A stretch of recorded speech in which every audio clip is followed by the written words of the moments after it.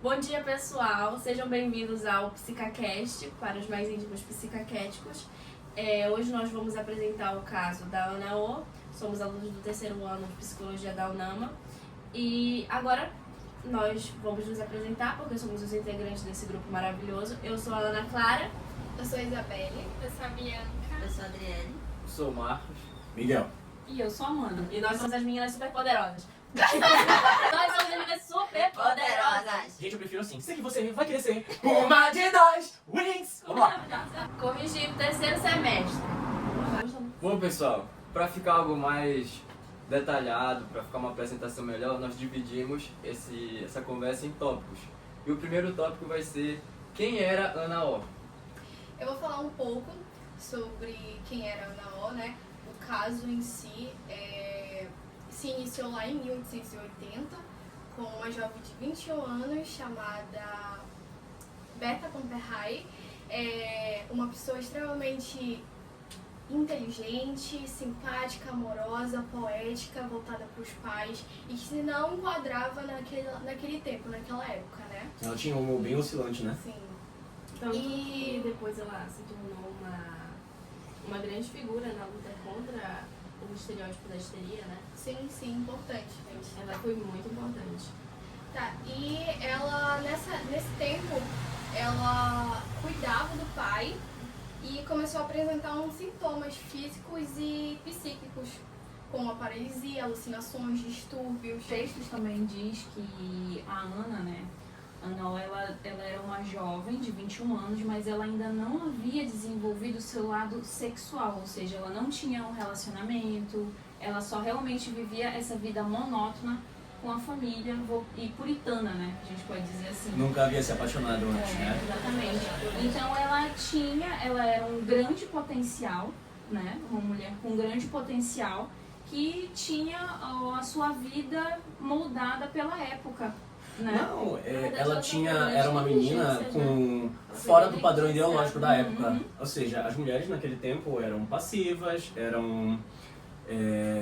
qual é o nome mesmo? Elas eram frágeis, elas eram passivas E submissas, entendeu? Ela era Submissas. fora desse padrão ideológico no tempo. Até porque a gente tá falando do século XVIII, né? Ou XIX? Século XVIII. 1800 século XIX. 19. 19. Pois é, a gente sabe que no século XIX, né, que as mulheres eram isso. Mas a cultura e a visão que tinha sobre as mulheres eram isso. Que era Então qualquer problema era histeria, era maluquice, era essas coisas. E hoje em dia a gente sabe que é totalmente diferente. E eu li também que esses sintomas que ela apresentou, muitas pessoas, né, que houve um surto de histeria entre as mulheres na época, muitas pessoas enquadravam como fingimento, como, digamos assim, como se fosse frescura, E né, até fingimento. relacionado às mulheres somente. Uhum. E esses sintomas surgidos, né, ele indicava um estresse emocional e um aparecimento psíquico que ela teve na época. Eu li também que na medicina, na época, o que eles faziam para com o caso da histeria? Ou eles ignoravam ou tratavam como uma resistência às conformidades da vida. A medicina tratava desse jeito. Ela não considerava a histeria uma doença. Na verdade, a medicina ela não tratava, ela só ou reprimia ou dava um jeito de deixar a pessoa como maluca pra levar ela para um hospício, pra fazer aquele tratamento mais pesado. Né? Eu mesmo hoje em dia dizendo Não para um era médico que tem TDAH. longe que tinha os manicômios, que o principal grupo social que era visto nos manicômios eram mulheres identificadas como histéricas. Mas só que a histeria ela não era só algo identificado por sintomas que a mulher estava tendo, podia ser por situações que ela estava passando. Então, se ela era uma prostituta, ela era histérica. Entendeu? Qualquer coisa que era fora do padrão aceito pela sociedade, que até mesmo se ela se impôsse sobre o que ela pensava, sobre o que ela era histérica. Entendeu? Qualquer coisa longe do que era aceito pela sociedade, pelo público masculino, era histeria. Pois é. Mas e o outro tópico? A gente já sabe mais ou menos quem é a Ana O e o próximo. Bom, pessoal, a gente conseguiu ver um pouco quem era Ana O, foi apresentado um pouco de quem ela era, da sua personalidade. E o próximo tópico: o que era a histeria? Alguém tem algo a opinar? Histeria, tipo, na linguagem grega, né? Atenção para como se escreve a palavra. Y e não I. Significava para os gregos útero, né? E a histeria era uma condição enigmática com sintomas físicos sem causa orgânica aparente naquela época, né? E antes, naquela época, era vista como uma doença misteriosa, tratada como algo fingido, né? Fingido e que afetava só mulheres.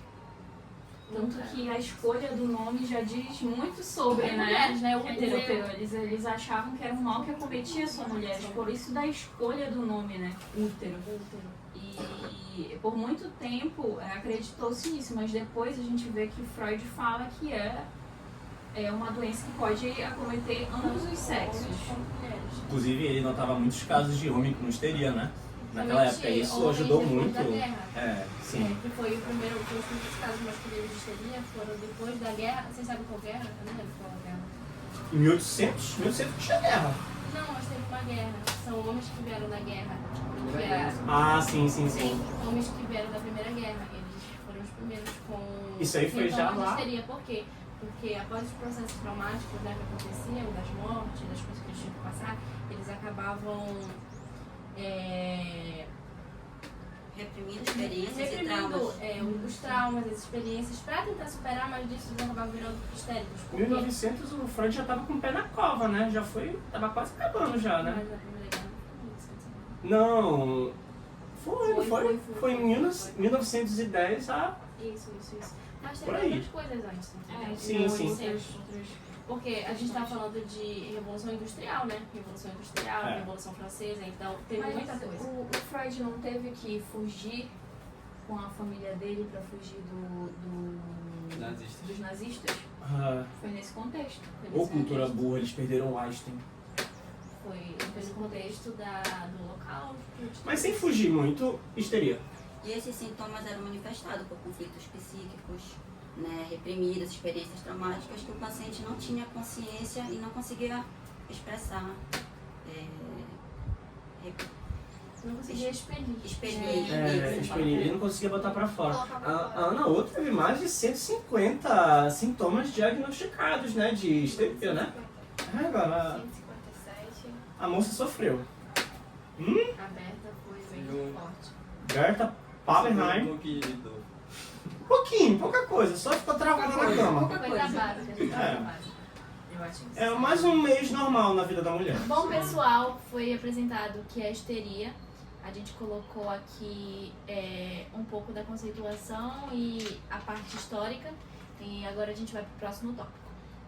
E o próximo tópico é: quais os sintomas de Ana O?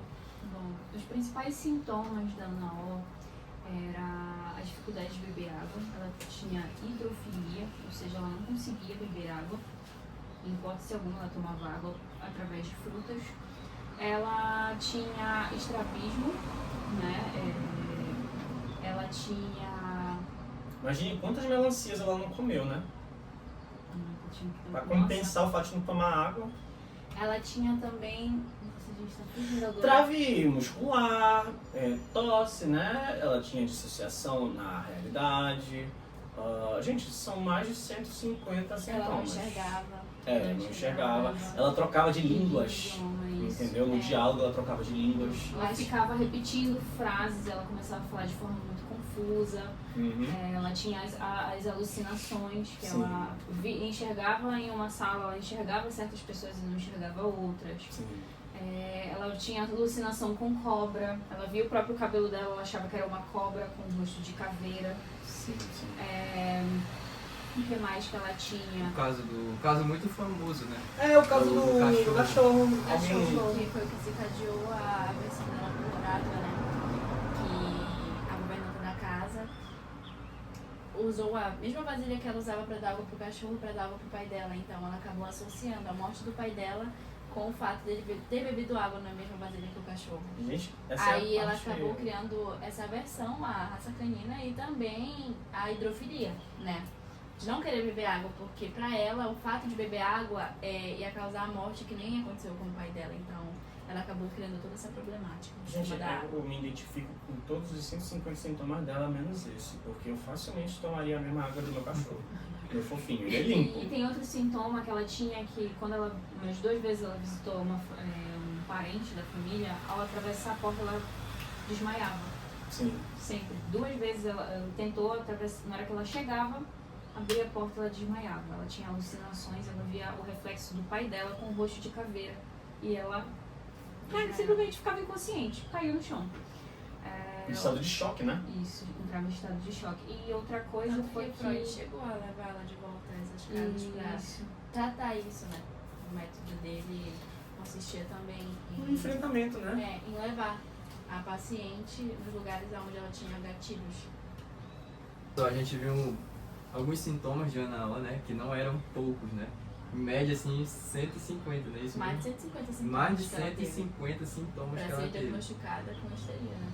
Justamente. Então a gente vai para o próximo tópico, que é qual método utilizado por Breuer durante o tratamento de Ana O? O método do Browning.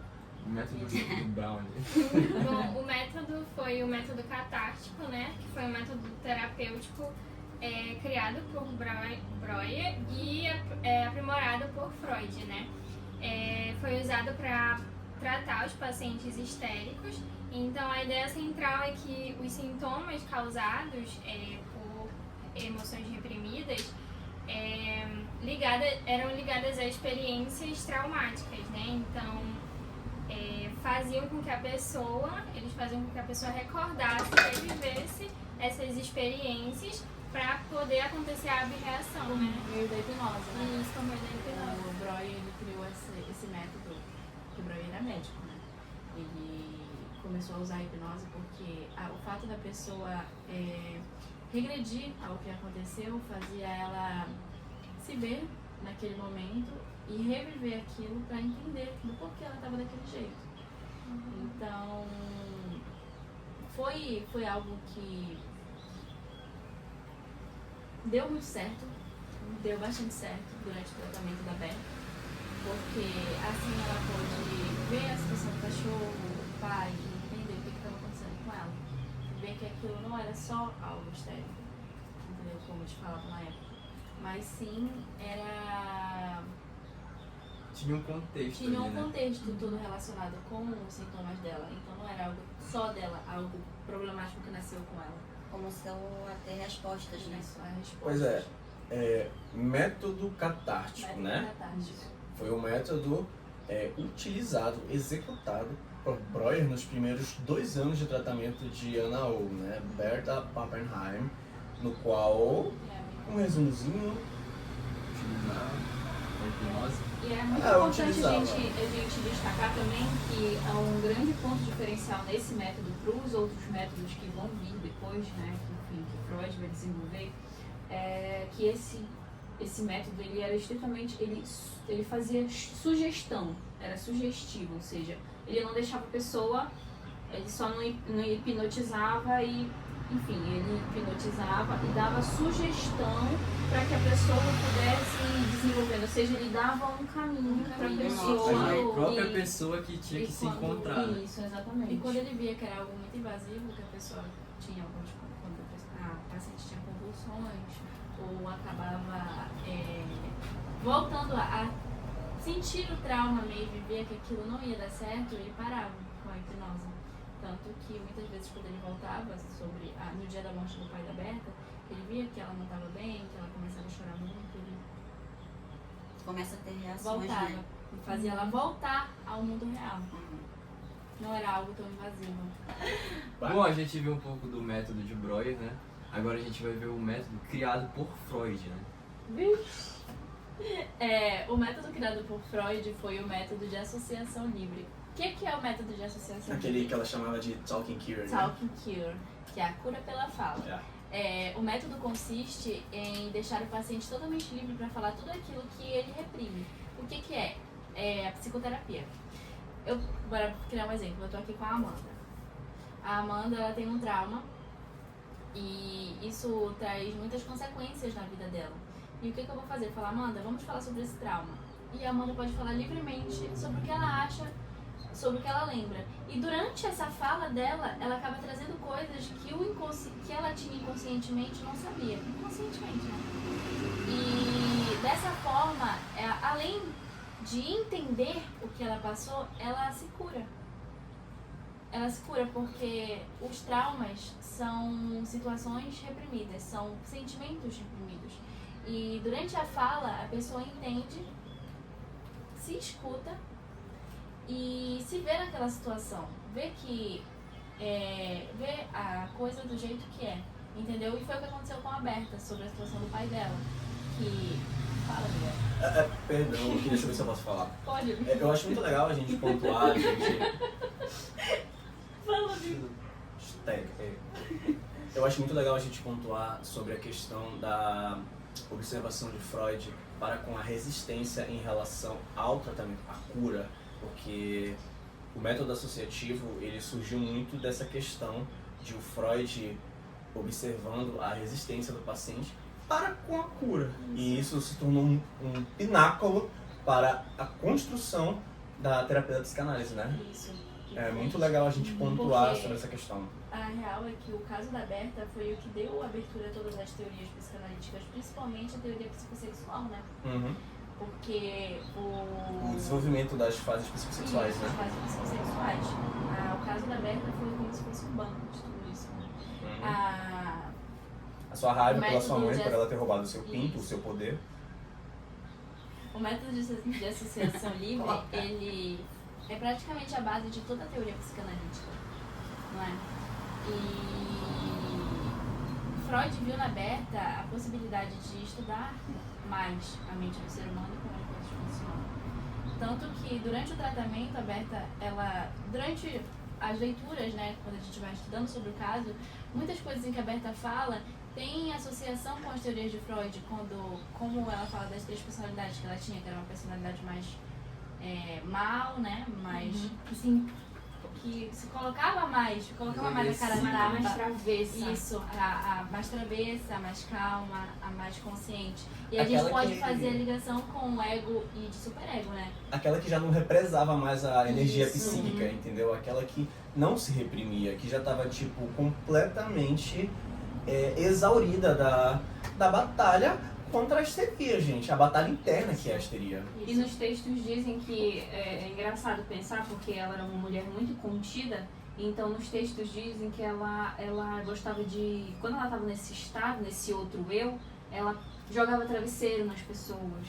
Ela era totalmente... Impossível, né? Uhum. Era como se fosse uma outra personalidade, uma Isso. personagem travessa, como eles Uma mesmos personalidade afirmavam, né? inconsciente. Sim. É como se ela deixasse os pensamentos intrusivos dela.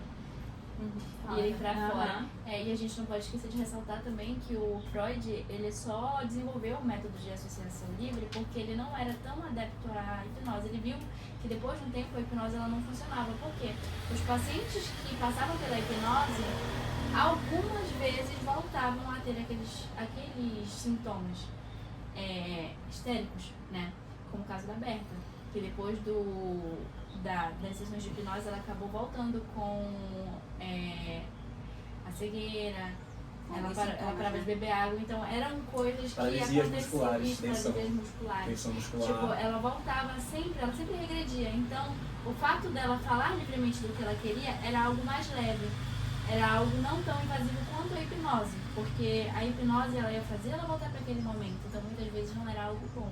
Uma vontade de chegar pra moça e dizer assim, amiga, vamos comigo na terapia. Bora pro Farbe. Isso não é terapêutico, mas não é terapia. Bora pro treino de E perna. essa regressão aí, até quando o Breuer tira férias, né? Ele deixa ela de uma forma e quando ele retorna, ela já tá totalmente de outra forma. Ela já toda aquela evolução que eles tiveram, daquele A regressão do decorrer processo, todo. né? Isso. Quando no momento de férias que ele tira ali, Isso. ela volta e já está totalmente de outra forma. Tirando que o método de associação livre também consiste na possibilidade do Freud levar aquele paciente de volta a lugares que desencadeavam aqueles sintomas, porque a Berta tinha, como o caso da tia dela, né, que ela não conseguia ir na casa da tia dela, que ela não conseguia andar, Ela desmaiava. isso, ela desmaiava, então ele, além de deixar ela falar livremente, eles visitavam esses lugares. E com isso se era possível Isso. mensurar, né? Isso, e curava. os essa... enfermos psicológicos. Isso aí. Através E com isso vinha a cura realmente, né? E não Cura Ela ela, fala. Pela fala. ela Sim. fala, ela não voltava a ter os mesmos Isso, sintomas. ela falava livremente e o corpo dela e a mente dela sabia o momento exato de expelir aquilo, Uhum. entendeu? Era algo totalmente dela, era algo independente. Lembrando, amores, a Todos conversação é muito importante. Freud deixou isso muito bem colocado na ciência, mas não deixem de ir na psiquiatria. Isso aí, pessoal. Esperamos que vocês tenham entendido. E vamos agora passar para o próximo tópico. Psiquiatria. E já finalizando, né, a nossa discussão, a gente tem que ressaltar também que a Berta, depois de todo o processo dela com Freud, o processo dela com Breu e o tratamento, ela foi uma figura muito importante na luta contra o estereótipo da histeria.